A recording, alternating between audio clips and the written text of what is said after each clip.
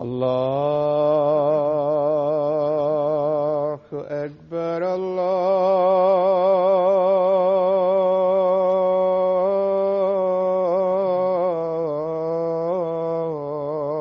الله أكبر الله أكبر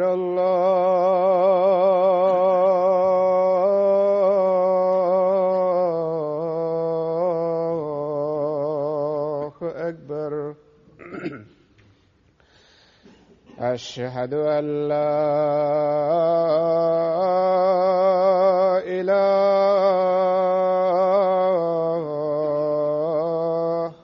إلا الله. أشهد أن لا إله إلا الله. أشهد أن محمدًا رسول الله.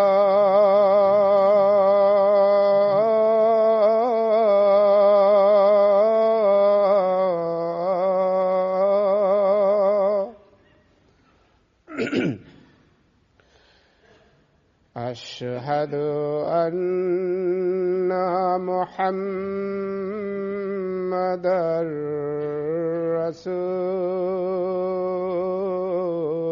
رسول الله. حي على الصلاة.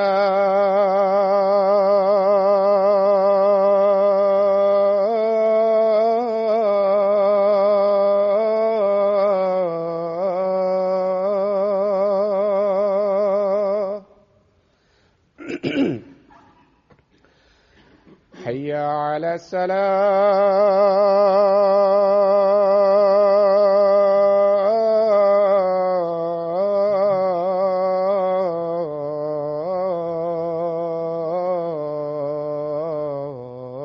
الصلاة. حي على الفلاح.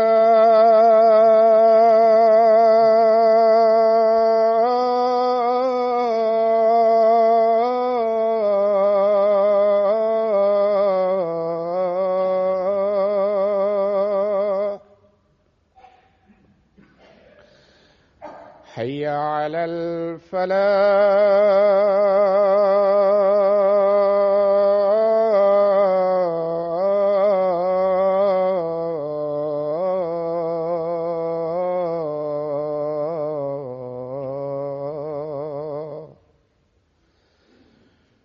الله أكبر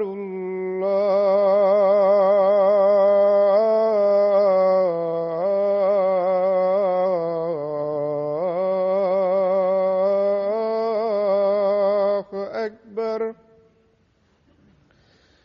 لا إله إلا الله.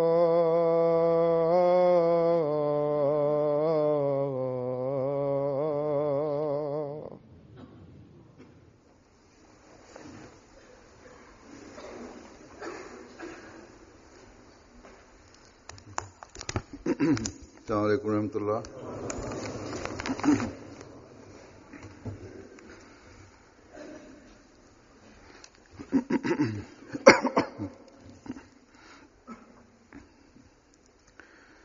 أشهد أن لا إله إلا الله وحده لا شريك له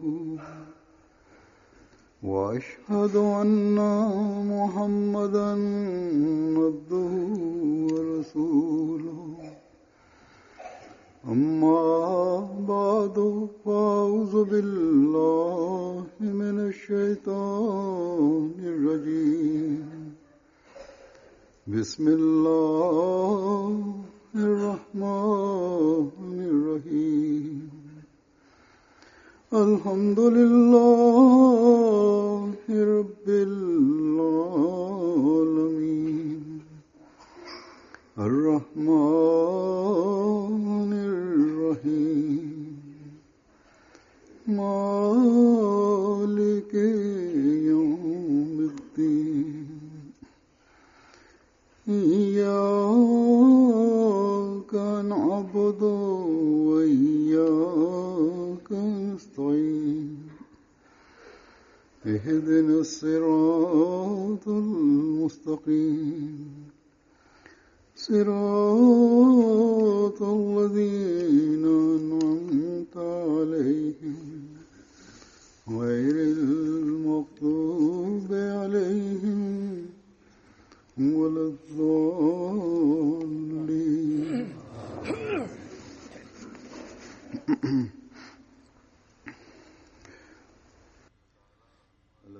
Yüce Allah Kur'an-ı Kerim'de şöyle buyurmuştur. Ya eyyühellezine amenustecibu lillahi ve lirresule izâ da'akum lema yuhyikum.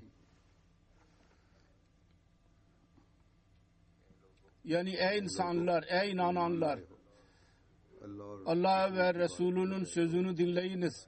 O sizi çağırdığı zaman ki sizi ihya etsin diye, diriltsin diye, diriltmek üzere sizi çağırdığı zaman kendi sözüne evet deyin.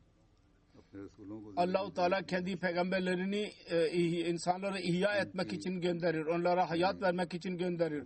Onlar hakkında şöyle buyurmuştur Allah.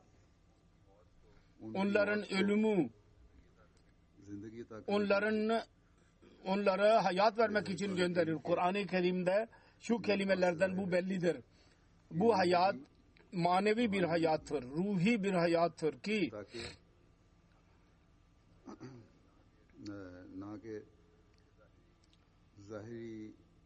zahiri ve maddi bir hayat demek değildir. Burada bir doğruluk dahi açığa vurulmuştur. Mümin daima peygamberin sesine evet diyerek, lebbek diyerek kendi islahını düşünür. Yüce Allah Hz. Resulullah sallallahu aleyhi ve sellem'in vasıtasıyla bizim hayatımızı için malzemeler topladı ve kamil ve bir şeriat Kur'an-ı Kerim şeklinde bize gönderdi. Ve buna amel etmenin en güzel örneğini Hz. Resulullah sallallahu aleyhi ve sellem'i yaptı. Onu örnek olarak bize gönderdi. Resulullah sallallahu aleyhi ve sellem'e yakın yananlar onu hissettiler ve hissederlerdi.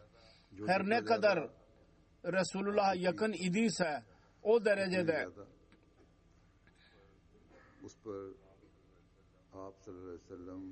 onun üzerinde Resulullah sallallahu aleyhi ve sellem'in ameli örneğinin güzelliği ortaya çıkardı ve belli olurdu onun zatında. Kendi zevceleri kendi örneğinin en güzel tanıkları olabilirdi ve idiler de zaten tanık idiler. Onun için soru soran Hz. Ayşe radıyallahu anh'a soru sorduğu zaman Hz. Resulullah sallallahu aleyhi ve sellem'in ahlak vasıfları nasıldı diye sorduğu zaman kendi ahlak vasıfları hakkında sorduğu zaman Hz. Ayşe buyurdu ki kana hulukuhul Kur'an. Resulullah'ın bütün ahlak vasıfları Kur'an idi. Kur'an'da ne varsa, Kur'an-ı Kerim'de ne varsa onun ameli örneği Resulullah sallallahu aleyhi ve sellem idi. Onun için peygamberlerin var oluşu, onların vücutları dünyada bir örnek olur. Bu soru da olmaz ki onların varlığında yahut örneğinde bir insan aldansın. Bu ayet-i kerimede Yüce Allah ve Resul her ikisinden zikrederek Allah-u Teala dedi ki her kim Allah diyorsa onun peygamberi aynısını söylüyor ve yapıyor. Onun için eğer manevi bir hayat, ruhani bir hayat istiyorsanız gözlerinizi kapatarak Resulullah'a tabi olun. Onun arkasından yürüyün. Onun örneğiyle buyruklarına tabi olun. Ve Resulullah sallallahu aleyhi ve sellem hakkında şu dahi Allah-u Teala buyurdu. Eğer Allah-u Teala'nın sevgisini istiyorsanız Hazreti Resulullah'a tabi olmak gereklidir. Ve Resulullah sallallahu Allah-u Teala'nın sevgisi öyle bir yerdir ki orada onun vasıtasıyla insan hayat bulur, manevi bir hayat.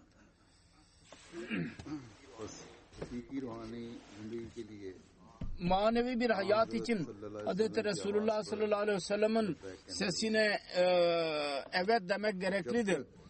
Ve bir Müslüman olarak adlandıran birisi gerçek manada Allah-u Teala'nın Resulullah sallallahu aleyhi ve sellem'e söylediği sözünü kabul etmezse, şu kelimelerle söyledi. فَاتَّبِعُونِ يُحْبِبْكُمُ اللّٰهِ Buna tabi olmazsa, yani bana tabi olun, Allah-u Teala sizi sevecektir. Her kim bunu kabul etmiyorsa o ana kadar Müslüman olarak adlandırılan birisi gerçek tabi ve gerçek mümin olarak isimlendirilemez. Ve kendisine tabi olmak için kendi örneğinin detayları, yazılı detayları Hazreti Ayşe radıyallahu anh'ın buyurduğu gibi Kur'an-ı Kerim şeklinde bizim gözlerimizin önündedir. Bu Kur'an-ı Kerim'dir ancak. Der ki bir kavmin düşmanlığı dahi sizi insafsızlığa sürüklemesin, mecbur etmesin. Bu Kur'an-ı Kerim'dir ancak. Der ki sebepsiz olarak bir insanın kanını akıtmayın. Bu Kur'an-ı Kerim'dir. Der ki mahlukatının haklarını verin. Bu Kur'an-ı Kerim'dir ancak. Der ki Resulullah sallallahu aleyhi ve sellem rahmetullil alemin idi. Bütün alimler için rahmet idi. Din ve milleti ayrımı yapmadan her insan için rahmet idi. Rahman oluşu şunu ister ki şartsız kayıtsız olsun. Kısacası nasıl Kur'an-ı Kerim'i okursak orada her çeşit yol bulmak mümkün. Onun için Kur'an-ı Kerim her insanın itirazını reddeder. Bugünkü Müslümanların kötü amelini görerek gayrimüslimler yahut itiraz edenler Resulullah sallallahu aleyhi ve sellem ve İslamiyet'in itirazını yapıyorlar.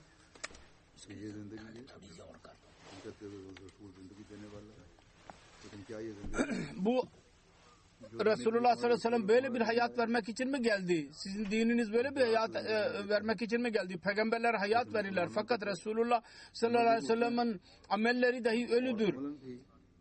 Ve insan hayatlarının sonu için bunlar uğraşıyorlar. İnsanları öldürmeye çalışıyorlar. Masum dulları öldürülüyor. Masum çocuklar öldürülüyor.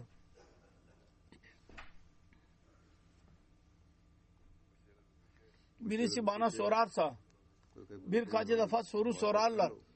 Ahmedilere dahi sorarlar. Ben aynısını söylüyorum. Sizin bu itirazının cevabı Yüce Allah ve onun Resulü İslamiyet'in başlangıcında 1400 sene önce vermişti.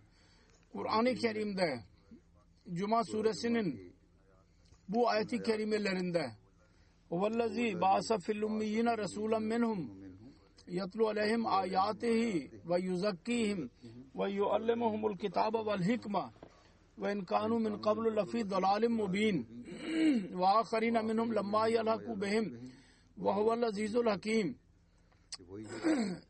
Ummi insanlar arasında, cahil insanlar arasında birisini seçerek peygamber olarak gönderen odur. O ona ayetlerini okur ve onları tertemiz kılar ve onlara kitap ve hikmetin talimatını verir. Oysa daha önce onlar büyük bir sapıklık içindeydiler. ve onlar arasından diğerlere dahi onu göndermiştir. Onlar daha gelip bunlarla birlikte olmadılar. O kamil üstünlüğe sahiptir ve hikmet sahibidir. Bu aynı cehalet ve sapıklıktır. Şu anda Müslümanların ameliyle bu belli oluyor. Resulullah sallallahu aleyhi ve sellem zamanındaydı bu sapıklık ve bunu uzaklaştırmak için ve asıl hayat verici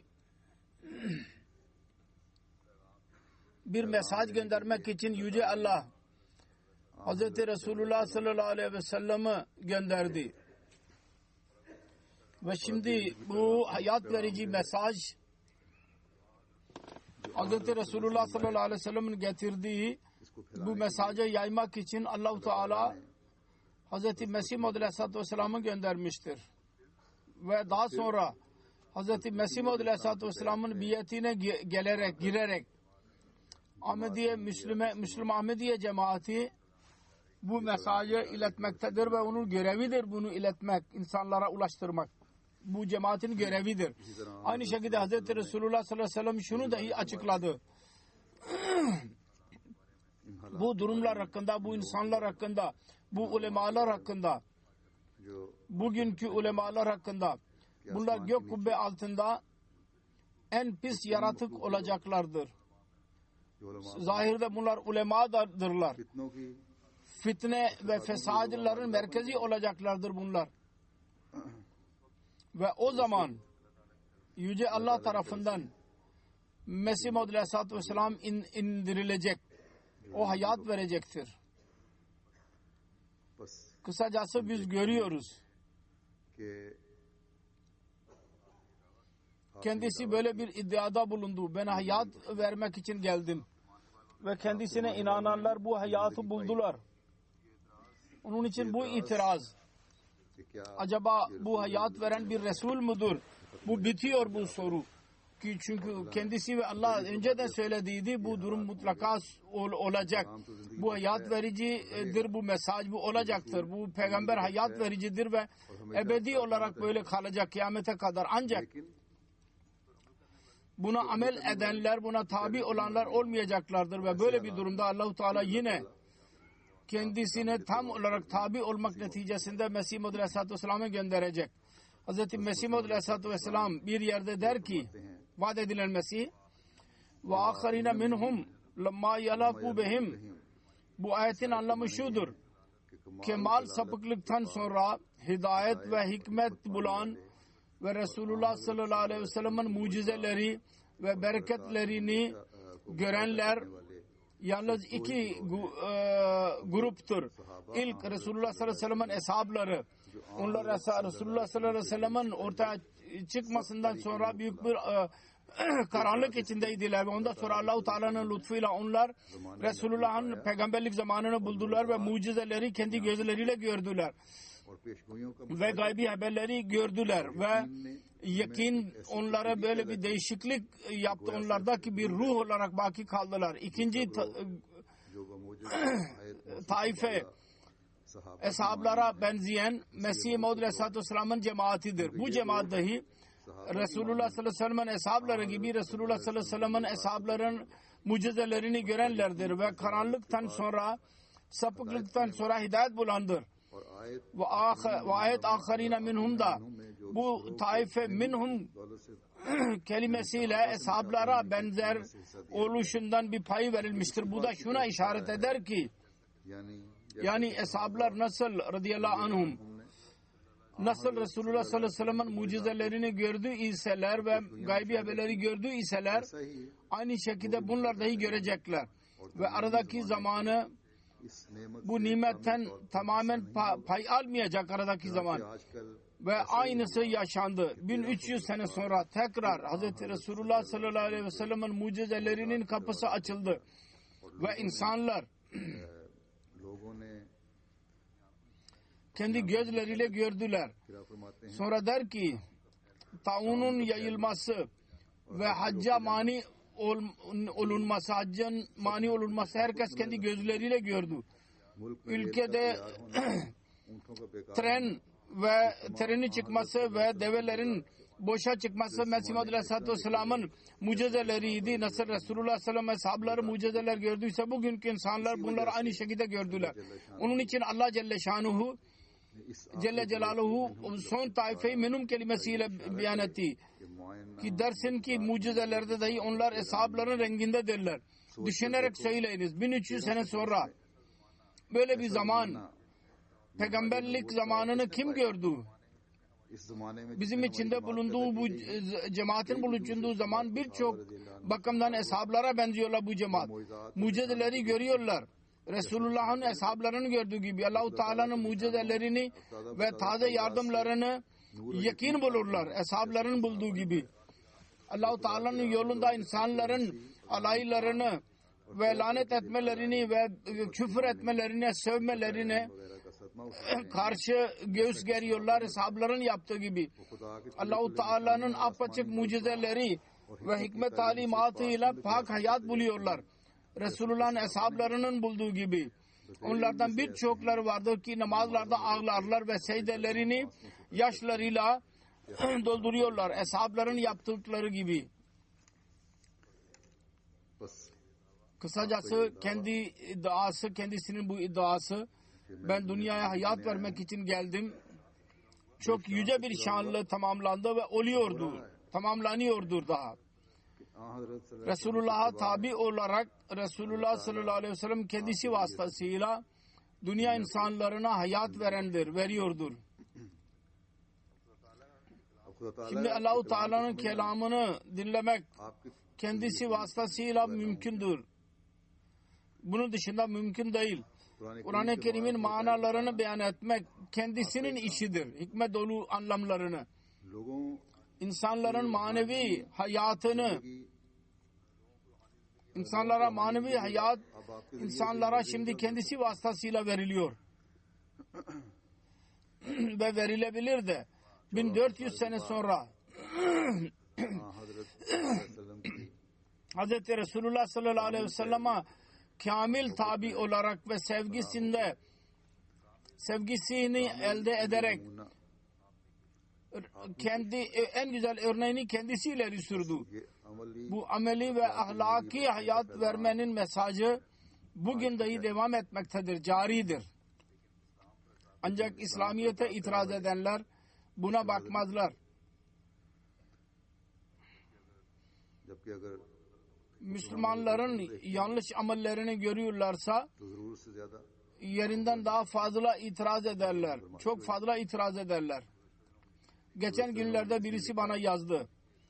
Bir okumuş bir Hristiyan ile İslamiyet'in güzel talimatı konusunda konuşuyorduk. Ve hilafetin nizamı ve cemaat dünyada ne gibi hizmetlerde bulunmaktadır bu konuda. Ben ona söyledim. Ahmedi ona söyledi. O dedi ki medyada niye söylemiyorsunuz? Dünya insanlarına niye söylemiyorsunuz? Gazetelerde niye yayınlanmıyor? O dedi ki biz söylüyoruz. Bizim tebliğ vardır. Broşürler dağıtılıyor. Milyonlarca sayıda broşürler dağıtılıyor. Değişik programlar vardır. Haberler dahi vermeye çalışıyoruz. Ancak medya onları kabul etmiyor. Olumsuz haberleri kabul ettiği gibi Hristiyan kendisi dedi ki medyanın dahi kendisi insanları çekmek için artık ticari olmuştur. Güzel seçici haberler gereklidir. İnsanlar onları dinlesinler. Ve eğilim ne tarafta daha fazla ise Müslümanlar da bu tarafa insanların eğilimi var da onlar için ihtilaf haberlerini veriyorlar. Kendisi dedi ki medyadaki insanlar insaf yapmıyorlar ve gerçeklerden kaçınıyorlar. Kısacası bu onların işidir. Fakat öyleleri dahi vardır ki az da olsa bizim lehimizde bir şeyler söylemeye başladılar. Geçen günlerde ben zikir ettim, BBC temsilcisi benimle mülakat yaptı. Uzun mülakat idi. Onun biz kısmını kendi dokumenteride bir programda dinlettiler. जो कल एक bir iki defa gösterilmiştir BBC Asya'da. और BBC world Ve radyo servisleri vardır. Orada belki gösterecekler ya tekrar başlayacaklar cumartesi günü. Kısacası o gün bunu kabul ettiler. दिखाएंगे नहीं सुनाएंगे क्योंकि radio service है इसमें मेरी Benim bu sözümü dahi onun kapsamına aldılar. कि जो जमात Bu cemaatin ileri sürdüğü güzel talimat İslamiyet'in güzel talimatıdır ve ondan dolayı milyonlarca insan her sene cemaate giriyorlar. Yüz binlerce insan. Tam olarak söylemedi fakat काफी हद तक kelimelerlerin bir kısmını dinlettiler aynen. कि जो Katılanlar şu bakımdan katılıyorlar ki İslamiyet'in güzel talimatını bilirler, öğrenirler. Ve İslamiyet'in bu hayat verici bu mesajı dinleyerek ona dikkat ederler. Kısacası İslamiyet'in güzel talimatında ve Resulullah sallallahu aleyhi ve sellem'in örneğinde hiçbir eksiklik yoktur. बल्कि एक Tam kamil bir örnektir bu. Ve talimattır. Eğer bir bozukluk varsa ulemalarda vardır, insanlarda vardır. जो Bunlara doğru yol göstermeyen, kötü yol gösteren ve ulemalara tabi olan. कि अम्बिया Eğer peygamberler hayat veriyor olmazlarsa उसका सब bütün peygamberlerin iddia ettiği gibi o zaman Allah-u Teala'nın zatına dahi güven olmaz.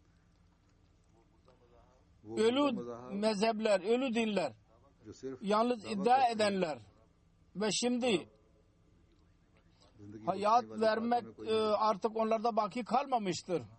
O dinleri insanlar bırakıyorlar. O dinlerle geleneksel alakaları vardır ama iman yoktur artık. Müslümanlar da Allah-u Teala'nın büyük bir lütfudur ki o bu çağda dahi kendi Resulünü göndererek kendi talimatını taziye ederek bizim önümüze koymuştur ki ताकि biz manevi hayatı elde etmeye devam edelim. Yüce Allah-u Teala'nın memurları Allah-u Teala'dan söz alarak gelirler. कि जो Onlarla birlikte olan kavim, gerçek tabi olan kavimi başarıya ulaştıracaklar. Onlara manevi hayat verilecek onlara. Ve diğer insanlar başarısız kalacaklar ve düşecekler. Düşük olacaklar. बस Hz. Mesih Muhammed Aleyhisselatü Vesselam'a dahi Allah-u Teala'nın aynen sözü aynen buydu. कि आप Kendisi üstün çıkacak.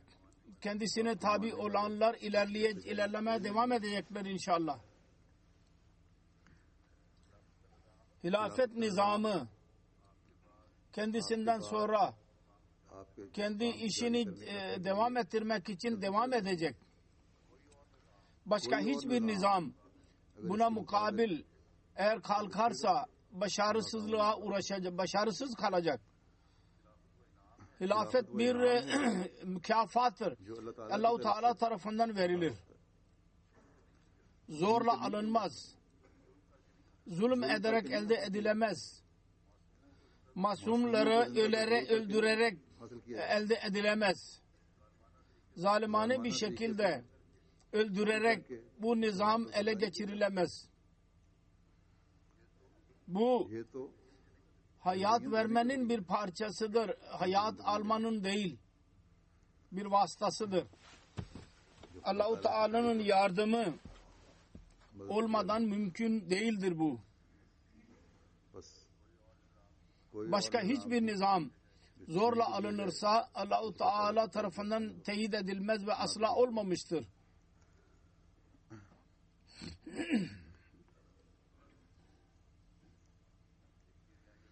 Şurada bunu da hatırda tutmamız lazım. Allah-u Teala'nın Resullerine inananlar, hayat alanlar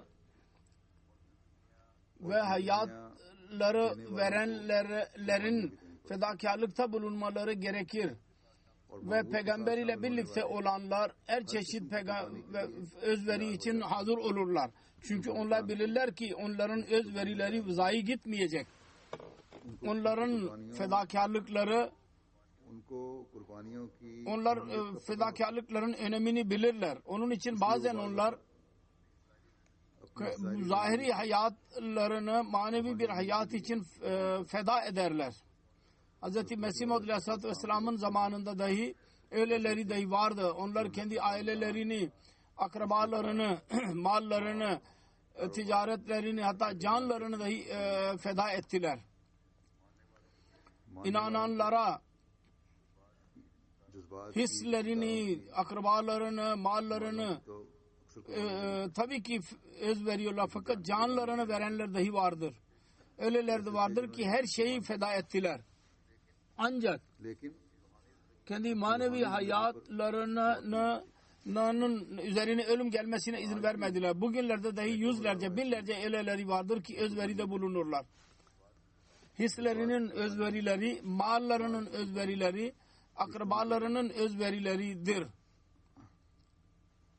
Ki onlar yapıyorlar. Onlar memnuniyetle bu özveride bulunurlar ve canlarını dahi verirler. Feda ederler. Öyleleri dahi vardır ki Ahmediye cemaatini mesajını kabul ederler. İslamiyet'in hayat verici mesajını kabul ederler. Ve onlarla birlikte zorluklar devri başlamış oluyor bununla birlikte hemen. Ancak ona aldırış etmezler. Manevi hayatı zahiri hayattan daha üstün tutarlar. Mesih Maud Aleyhisselatü Vesselam'ın buyurduğu gibi değişik zorluklar içinden geçerler bunlar. Ancak aldırış etmezler. Onlara eziyet verilir.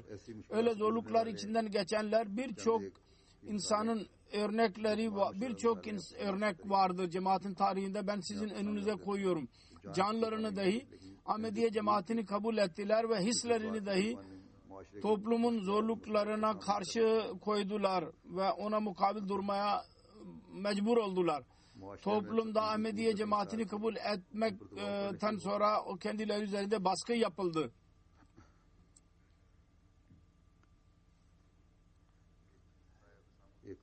Husamuddin adlı birisi vardı, Arap. O bizim İkrima Bey için bir mesaj gönderdi bir defa. Ben belli bir müddet önce biat ettim ve şimdi çok zorlukla karşılaşıyorum. Diyor ki ben ona teselli verdim. Durumu sordum. Sebep ne oldu? Dedi ki ben ve benim karım tebliğ cemaatine bağlıydık ve tebliğ için dışarı çıkardık. Turlara. Ahmediye cemaatinin programlarını MTA üzerinde görünce Hz. Akdas Mesih Maud Aleyhisselatü Vesselam'ın mesajına ben inandım. Doğru buldum. Hayat verici olarak gördüm ben onu. Benim karım çok şiddetli bir şekilde muhalif oldu. Benim akrabalarımı benim aleyhimde kaldırdı. Mollalar dahi benim aleyhimde ayağa kalktılar. El Azhar'dan benim karım fetva aldı. Benim kafir olduğuma ve aramızdaki nikah bozuldu. Mollaların yolu budur işte. Ondan sonra diyor ki benim aile üyesi dedi ki cemaati bırakayım. Ancak ben aldırış etmedim. Bu 4 tane çocuğum var aynı karıdan. Ancak hepsini bırakmama rağmen ben imanıma bağlıyım. Biyetten sonra ben bunun anlamını öğrendim ve Resulullah sallallahu aleyhi ve sellem'in sözünü anladım. Ki ecnebi olarak İslam başladı ve sonunda yine ecnebi olacak. Onun için ecnebilere mübarek olsun, yabancılara. Diyor ki Allah-u Teala bana sığınma vermiştir. Ben dua ediyorum. Ben inşallah bu hidayet üzerinde kalacağım. Onu bırakacak değilim. Aynı şekilde Tanzanya, değişik bölgeler vardır. Doğu Afrika. Orada Şianga regionun bazı bölgelerinde bizim Amir Bey yazıyor. Tebliğ programı yaptık diyor. Birçok yerden yeni biatlar geldi. Bir köy, Songamele adlı bir köy var.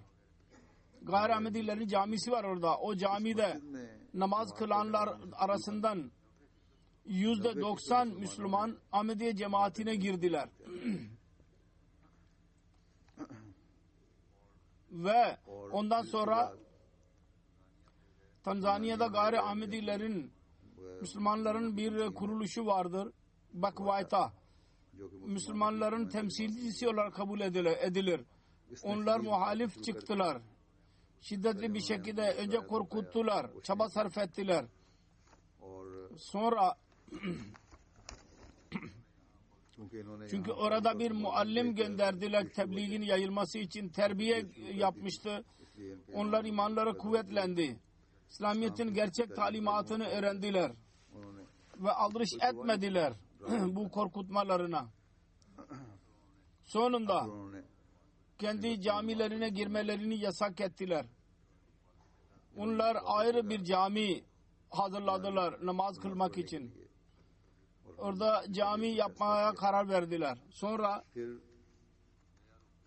yeni oradaki yöneticiler ve polis, kendisi dahi Sünni bir Müslüman idi.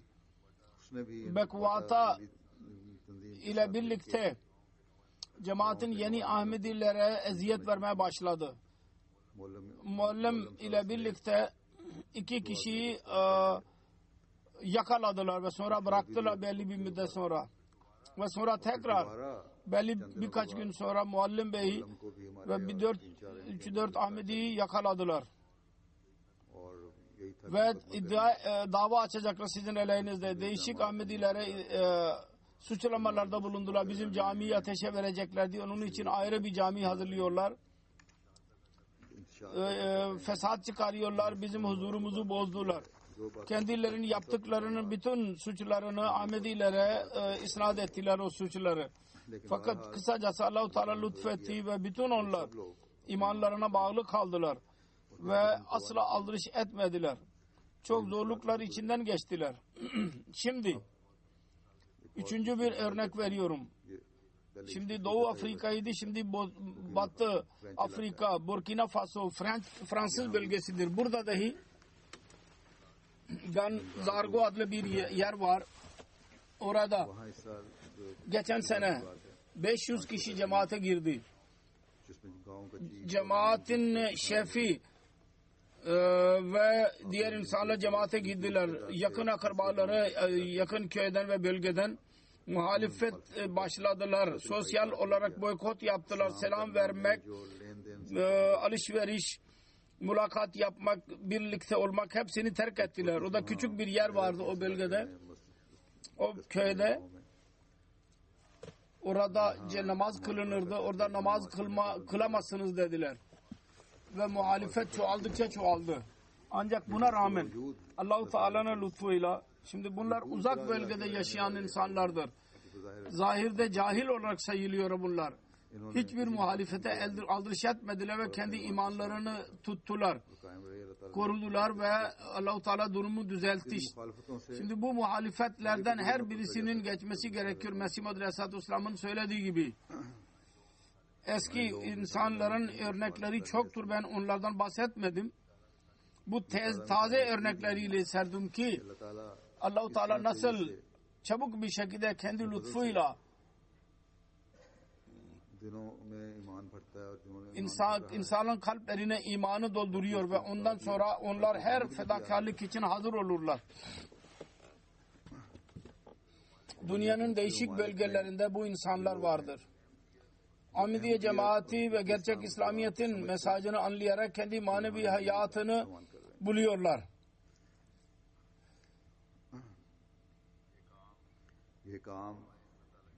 Bu iş Allah-u Teala'nın yardımı olmadan mümkün değil. Peygamber dahi Allah-u Teala'nın yardımı peygamberleriyle birlikte olur daima ve ondan sonra bu işler olur. Bizim mübellikler dahi bu nizam dahi bunu yapamaz. Allah-u Teala'nın yardımı olmadan ve bu yardımlar vardır ki özveri için insanları hazırlar ve istikamet verir. Birçok Pakistanlılar dahi vardır. Ahmediye cemaatine girerler bazen. Onlarla ben mülakat yaptım değişik ülkelerde. Ne zaman onlara söylediysem bazı zorluklardan geçmeniz lazım. Zorluklara göğüs geremeniz lazım. Pakistan'a gidemezsiniz. Giderseniz zorluklarla karşılaşırsınız. Bazen giderler. Dediler ki biz cemaate girdik düşünerek ve inşallah sabit olacağız.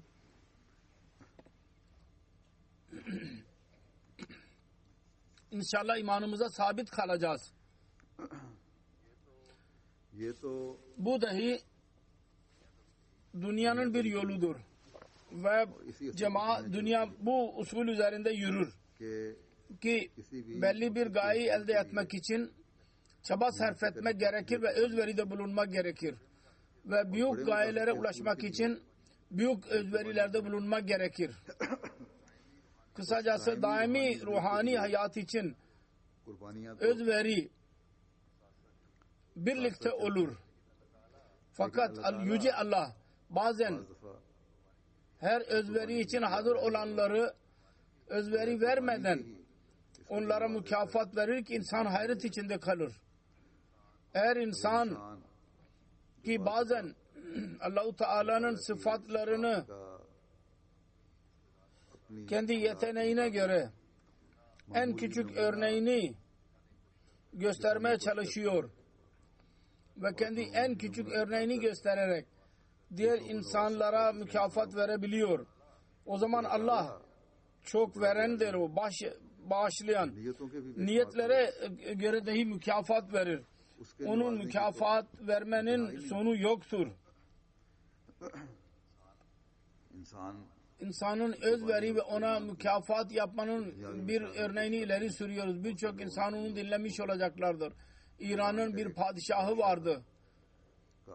Kendi veziriyle birlikte bir yerden geçti. O bir ağaç bitiyordu. Yaş bakımından öyle bir yaştaydı ki o ağaçların ve meyvesini yiyemezdi o. Kral ona sordu. Sen bu ağaç bitiyorsun, faydası ne? O dedi ki eskiler ağaç diktiler. Biz onların meyvesini yiyoruz ve bizim diktiğimiz fidanların gelecek nesilleri meyvesini yiyecekler. Kralın sözü buydu. Bir şey sevdiği zaman zih kelimesini kullanırdı. Vezir için işaret idi ki buna mükafat ver. Padişah memnun oldu ve zih dedi. Ve bakan ona hemen para verdi. Bunu parayı alınca çiftçi dedi ki bu meyve daha şimdi hemen mükafat vermiştir. Şimdi daha şimdiden mükafat vermeye başladı. Bunu da tekrar kral zeh dedi. Vezir yine ikinci defa verdi mükafat parası. Sonra dedi ki bir ağaç bir defa senede meyve veriyor. Benim ağacım 2 defa meyve vermiştir. Kral dedi zeh dedi 3. defa ve dedi ki bu hemen buradan kaçalım. Bu bizim paramızı alacak. Bu maddi kralların durumu bu böyledir. Mükafatlar verdikleri zaman korkarlar ki bu bizim paramız bitmesin. Ancak bizim Rabbimiz öyle mükafat verir ve vermeye devam eder ki asla bitecek değildir. Ve manevi hayat verdikten sonra ebedi bir hayat verir. Ve orada dahi ahiret hayata dahi mükafat vermeye devam eder. Ve çoğaltmaya devam eder. Fakat onu elde etmek için bunun özveride bulunduğu gibi özveride bulunmak lazım. Öyle özveriler ki hemen onun faydasını görmek mümkün olmuyor. Ancak onun arkasında çok yüce faydeler olur. Peygamberlere tabi olanlar dahi aynı usule tabi olarak özveride bulunurlar. Onlar ve onların cemaatleri dünyada başarıya ulaşırlar. Ve diğerlere Allah-u Teala küçük düşürür ve rüsva eder. Hz. İsa Aleyhisselatü Vesselam'ın havarilerine ne gibi zulümler yapılmadı? 300 seneye kadar onlar üzerinde çok büyük zulümler yapıldılar. Fakat onlar sabırla bunlara göğüs gerdiler. Ve özveride bulunmaya devam ettiler. Sonunda 3. yüzyılda Roma'nın kralı Hristiyanlığı kabul ettiği zaman hürriyete kavuştular. Hristiyanlar. Onlar bu zorluk devrinde mağaralara dahi girdiler. Gizlendiler. Nasıl Hristiyanlar dağların mağaralarında gizlenerek kendi imanlarını zinde tuttu iseler, kendi manevi hayatını korumak için mağaralara girdiler. Çünkü onlar bilirlerdi ki bir gün mutlaka hürriyete kavuşacağız. Aynı şekilde bugün dahi Mesih Muhammed'in köleleri ondan daha fazla inanıyoruz ki üstünlük bizim olacak inşallah. Onun için biz dahi zorlukların devri varsa bu devirlerde kendi imanlarını korumalıyız. Hayat veren bir su Mesih Maud Aleyhisselatü Vesselam bize verdi. Ondan feyiz bulmaya devam etmeliyiz. Hristiyanlar mağaralara girdikten sonra kendi imanlarını korudular ve özveride bulundular. Biz kendi imanlarımızı taş gibi yapmalıyız ve ispat etmeliyiz ki o mükafat üzerimizdeki mükafat ebedi olsun.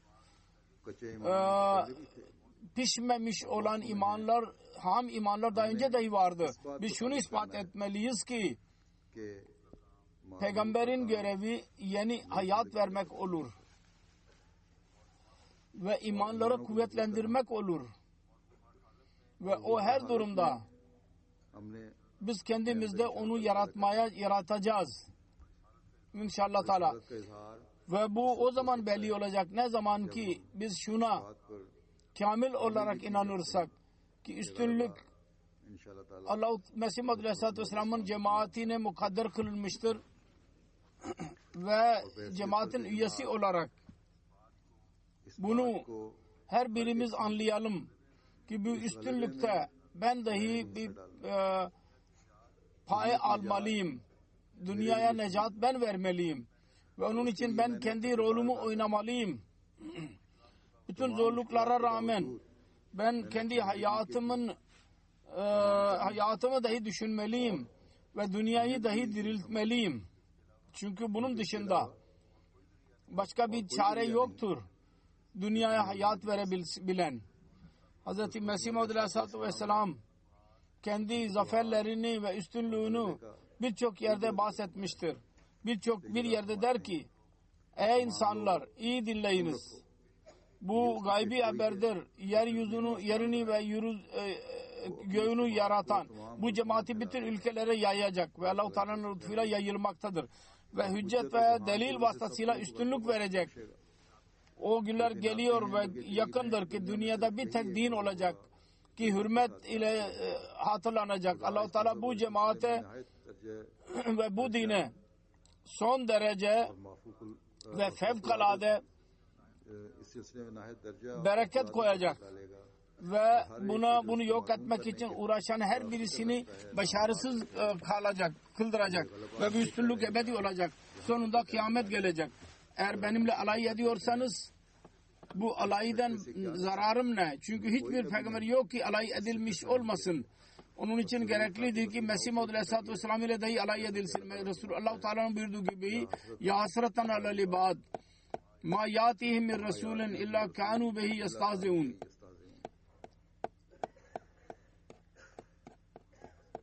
Kısacası Allah-u Teala tarafından bu bir örnektir ki her peygamber ile alay edilir. Fakat öyle bir insan ki bütün insanların önünde gökten insin. Gayri-Ahmedilerin inancı olduğu gibi Hz. İsa Aleyhisselatü Vesselam'ın gökyüzünden ineceğine inanıyorlar. Ve melekler dahi birlikte olacaklar. Onunla kim alay edecek? Bu delilden dahi akıllı insanlar düşünebilir ki Mesih Maud Aleyhisselatü Vesselam'ın gökten inmesi yanlıştır. Hiçbir kimse gökten inmeyecek. Bizim muhaliflerimiz şu anda hayata olan hepsi ölecekler. ve İsa Aleyhisselatü Vesselam'ın gökten indiğini görmeyecek. Sonra evlatları ölecek ve onlardan dahi hiçbirisi Meryem oğlu İsa'nın indiğini görmeyecek. Sonra evladın çocukları dahi ölecekler ve Meryem oğlu İsa'nın indiğini görmeyecek gökten. Sonra Allah-u Teala onlara bir huzursuzluk verecek. Artık dünya değişti. Ama İsa, Meryem'in oğlu İsa gökten inmedi. Sonra birdenbire bütün insanlar bundan bizar olacak bu inançtan ve daha bugünden 3. yüzyıl daha tamamlanmadan İsa'yı bekleyenler, Müslümanlar ve Hristiyanlar hepsi ümitsiz olacaklar ve kötü zanda bulunarak bu inancı terk edecekler ve dünyada tek din olacak ve tek bir lider. Ben bir tohum atmak için geldim. O tohum atıldı benim elimle. Şimdi o çoğalacak ve ilerleyecek ve hiç kimse ona mani olamaz.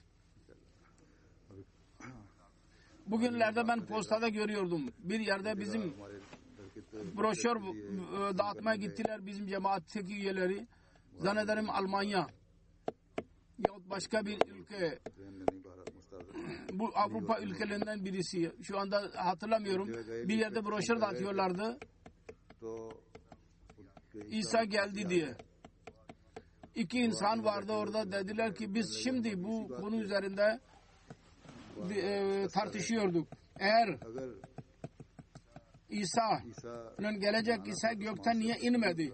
Ve eğer değil ise o zaman ne zaman gelecek? Kim gelecek eğer yerden gelecekse? Ve o tartışma sırasında broşür getirdiler. İsa Aleyhisselam gelmiştir, Mesih Muhammed Aleyhisselatü Vesselam gelmiştir ve sizin bir programınız vardır, bir gösteriş vardır. Biz onu aldık ve mutlaka geleceğiz. Böylece Yüce Allah yeni yolları açıyor. İnsanların kalbine indiriyor ki onlar bunu düşünsünler. Dua ediyorum. Biz daima bu ağacın parçası haline gelelim, bu meyve veren ağacın. Ve bizim imanımız taş gibi olsun. Ve biz kendi görevlerimizi daima eda edenlerden olalım. Allah-u Teala onu bize nasip etsin. Amin.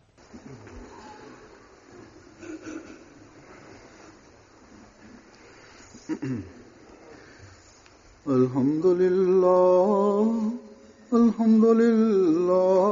nahmaduhu ve nestainuhu ve nestağfiruhu ve nu'minu bihi ve netevekkalu aleyh ve na'udzu billahi min şururi enfusina ve min seyyiati a'malina. من يهده الله فلا مضل له ومن يضلله فلا هادي له ونشهد أن لا إله إلا الله ونشهد أن محمدا عبده ورسوله.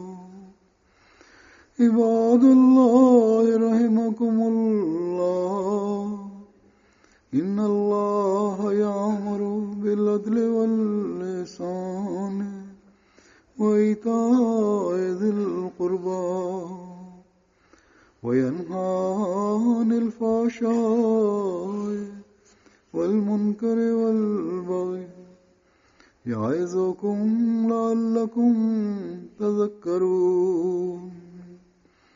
اذكروا الله يذكركم وادعوه يستجب لكم ولذكر الله